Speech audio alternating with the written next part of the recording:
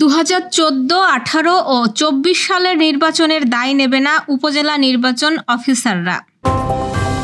মিথ্যার ওপর দাঁড়িয়ে রাজনীতি করছে জামায়াত, মন্তব্য বরকতুল্লাহ বুলুর।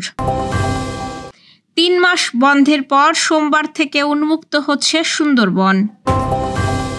খাদ্য ও পুষ্টির অভাবে মারা যেতে পারে রোহিঙ্গারা, সতর্কবার্তা WFPর। রাশিফলে আজ সুখ, শান্তি ও চমকপ্রদ পরিবর্তনের সম্ভাবনা। দর্শক, গ্রামের কাগজের সকালের খবরে আপনাকে স্বাগত। শুনছিলেন প্রধান শিরোনাম। এবার চলুন যাওয়া যাক মূল আয়োজনে। রাজধানীর আগারগাঁওয়ের নির্বাচন ভবনে অনুষ্ঠিত উপজেলা, থানা ও সমমান ইলেকশন অফিসার্স অ্যাসোসিয়েশনের সাধারণ সভায় বড় ধরনের দাবি তুলে ধরেছেন কর্মকর্তারা। এই সভায় সিদ্ধান্ত নেওয়া হয়েছে 2014, 18 এবং 24 সালের জাতীয় সংসদ নির্বাচনে তাদের দায়বদ্ধতা থাকবে না, কারণ তারা মূল দায়িত্বে ছিলেন না। অ্যাসোসিয়েশনের আহ্বায়ক আশফাকুর রহমান বলেন, নির্বাচনে ভালোভাবে কাজ করতে না পারার জন্য আমাদের ভেতরেও ক্ষোভ রয়েছে, তবে আমরা কোনোদিন মূল দায়িত্বে ছিলাম না।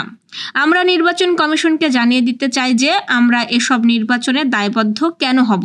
তিনি কমিশনের রোডম্যাপ অনুযায়ী দ্রুত সময়ের মধ্যে নির্বাচন কমিশনের কার্যক্রম এবং প্রশাসনিক কাঠামোর উন্নয়ন দাবি করেন।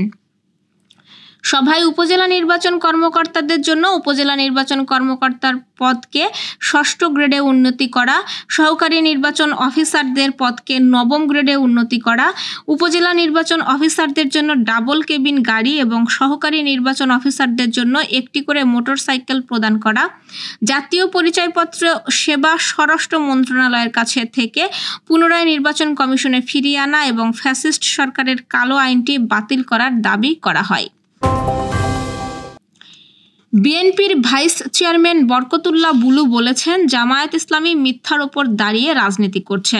তারা 71-এ মুক্তিযুদ্ধের স্বাধীনতার পক্ষে ছিল না।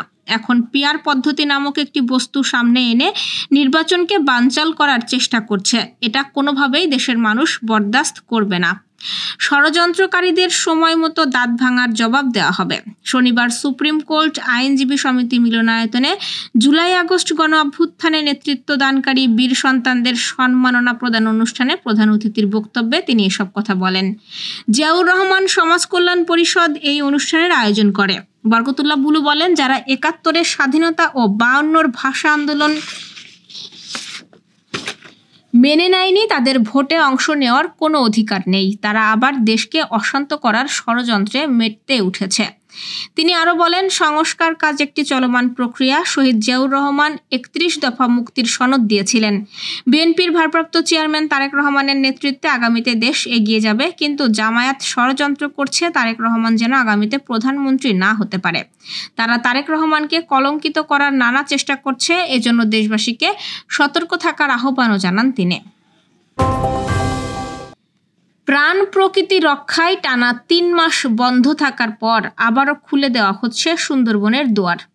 আগামীকাল 1 সেপ্টেম্বর থেকে জেলে, বাওয়ালি ও পর্যটকদের জন্য উন্মুক্ত হবে সুন্দরবন। শেষ মুহূর্তে জাল, নৌকা ও পর্যটকবাহী ট্রলার মেরামতে ব্যস্ত সময় পার করছেন সাতক্ষীরার শ্যামনগর উপকূলীয় এলাকার জেলে, বাওয়ালি ও পর্যটন ব্যবসায়ীরা।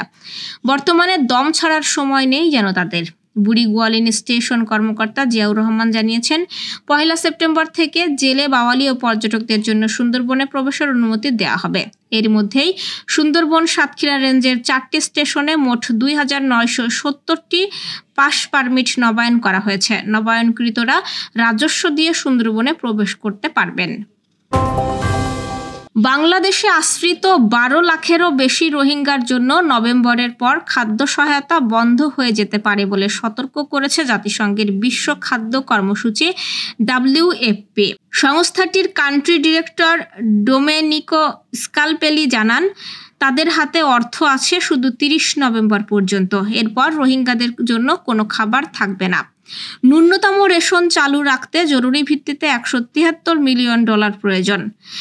WFP বলছে, রেশন অর্ধেকে নামালে অপুষ্টি ভয়াবহ আকার নেবে, শিশুর মৃত্যু ঝুঁকি মারাত্মকভাবে বাড়বে। ক্যাম্পের বাসিন্দারা আশঙ্কা প্রকাশ করছেন, খাবার কমলে ক্ষোভে ফেটে পড়তে পারে মানুষ।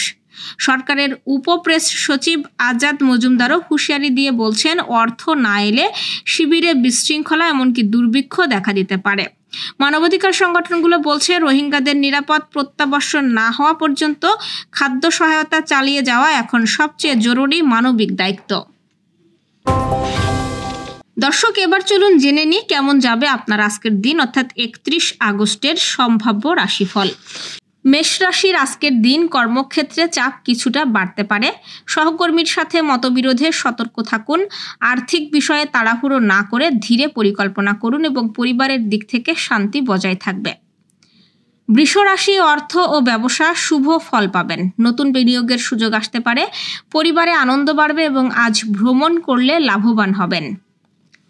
মিথুন রাশি কর্মক্ষেত্রে সম্মান ও নতুন সুযোগ আসবে। অর্থ আদায় বা প্রাপ্য পাওয়ার সম্ভাবনা রয়েছে। সৃজনশীল কাজ করলে প্রশংসা পাবেন এবং প্রেমে অনুকূল সময় আজ। কর্কট রাশির কাজের জায়গায় দায়িত্ব বেড়ে যেতে পারে। আর্থিক দিক নিয়ে সতর্ক থাকুন। পরিবারে কারো স্বাস্থ্যের প্রতি যত্ন নিন এবং ছোট ভ্রমণ শুভ নয়। ধৈর্য ধরে চললে সমস্যার সমাধান হবে। সিংহ রাশি ক্যারিয়ারে উন্নতির যোগ আছে। প্রমোশন বা নতুন সুযোগ পেতে পারেন। ব্যবসায়ীদের জন্য লাভজনক দিন আজ। বন্ধু বা পরিচিত কারো কাছ থেকে ভালো খবর মিলতে পারে। কন্যা রাশির আজ মনের অস্থিরতা কাটানোর চেষ্টা করতে হবে। কর্মক্ষেত্রে চাপ বাড়বে, তবে সাফল্যও আসবে। আর্থিক দিক মাঝারি থাকবে। পরিবারের কাউকে সময় দিলে সম্পর্ক মজবুত হবে। তুলা রাশি উভয়চরী যোগের প্রভাবে কর্মজীবনে ভালো সুযোগ আসবে। আর্থিক উন্নতি হতে পারে। শিক্ষার্থীরা পড়াশোনায় সাফল্য পাবেন এবং প্রেমের সম্পর্ক গভীর হবে। বৃশ্চিক রাশি সৃষ্টিশীল কাজে সাফল্য পাবেন। প্রেম ও সম্পর্কের জন্য দিনটি শুভ। পরিবারের সাথে সময় আনন্দ কাটবে এবং ব্যবসা বা নতুন পরিকল্পনায় ভালো ফল মেলার সম্ভাবনা রয়েছে। ধনুরাশির আজ ভ্রমণ বা স্থান পরিবর্তনের লাভ হতে পারে। কর্মক্ষেত্রে সুনাম পাবেন। অর্থনৈতিক চাপ থাকলেও ধীরে ধীরে সমাধান হবে এবং বন্ধু বা আত্মীয়ের সহায়তা পেতে পারেন। মকর রাশির কর্মক্ষেত্রে পরিশ্রম বাড়লেও তার ফল ভালো আসবে। আর্থিক দিক স্বাভাবিক থাকবে। পরিবারের কারো সাথে ভুল বোঝাবুঝি এড়াতে হবে এবং সামাজিক কাজে সুনাম বাড়বে। কুম্ভ রাশির সম্পত্তি বা গাড়ি কেনার সুযোগ আসতে পারে। ব্যবসায়ীদের জন্য শুভ দিন। মানসিক স্বস্তি পাবেন এবং দাম্পত্য জীবনে শান্তি থাকবে। অর্থ লাভও হবে আজ। মীন রাশির সামাজিক মর্যাদা বাড়বে। পারিবারিক সুখ মিলবে। ব্যবসা বা কর্মক্ষেত্রে সাফল্য পাবেন এবং প্রেমের সম্পর্ক আরও দৃঢ় হবে। দর্শক, এই ছিল এখনকার আয়োজন। আগামীকাল ঠিক একই সময়ে সকালের খবর দেখতে ও জানতে চোখ রাখুন গ্রামের কাগজের ইউটিউব চ্যানেল ও ফেসবুক পেজে। আর প্রতিদিনের খবরের আপডেট পেতে গ্রামের কাগজের ইউটিউব চ্যানেল সাবস্ক্রাইব এবং ফেসবুক পেজ ফলো করে রাখতে ভুলবেন না। আমাদের পরবর্তী খবর দেখুন বিকেল 3টায়। শুভ বিদায়।